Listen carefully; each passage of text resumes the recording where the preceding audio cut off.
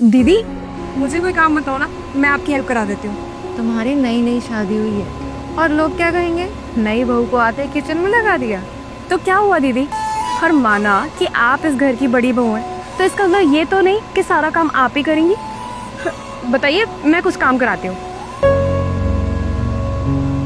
बेटा ये सब्जी देखो ऐसी ही पड़ी है, इसको ढक तो दिया करो कम से कम, और ये चिमनी बंद कर दिया करो जब काम हो जाए तो, बिल बहुत आता है।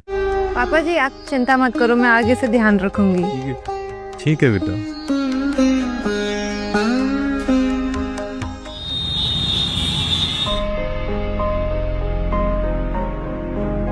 बेटा जब वहाँ बाहर बैठे हो तो इस कमरे का लाइट और एसी बंद कर दिया करो। पता पिछले महीने कितना बिल आया था?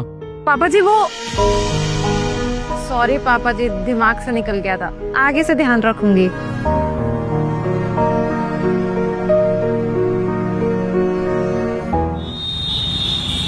दीदी ये रात की बची हुई रोटियां फेंक दूं? हाँ वो पर बेटे रोटियां बढ़ाया ही उतनी करो ना जितनी खाई जा सके, इतनी फालतू क्यों बढ़ाते हो कि फेंकनी पड़ती हैं? लेकिन पापा वो सॉरी पापा जी, वो गुरप्रीत की रोटी बच गई थी, उसने नहीं खाई थी, आगे से ध्यान रखेंगे। ठीक है, आगे से ध्यान रखना।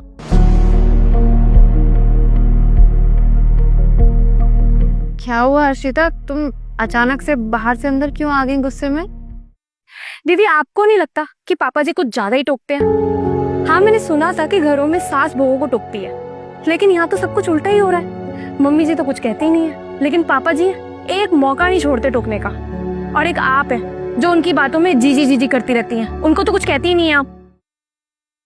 मैं उनसे इसलिए कुछ नहीं कहती क्योंकि मैं उनको समझती हूँ।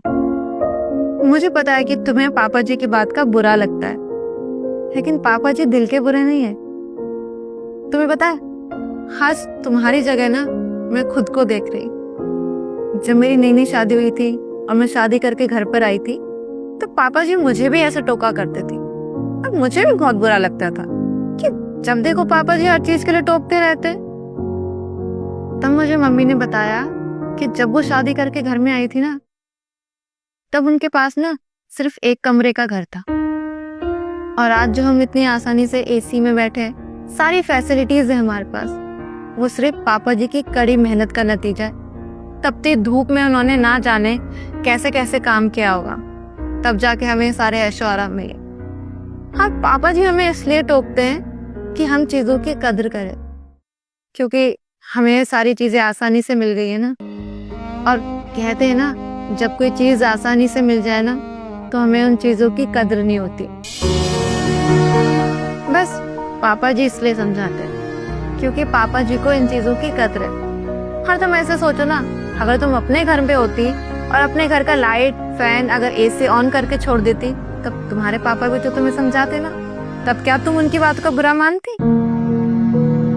पापा जी हमको अपनी बहुएं नहीं मानते, बल्कि बेटी मानकर समझाते, तो हमें भी उनको ससुर जी नहीं पिताजी मानकर उनकी बातों को समझ लेना चाहिए।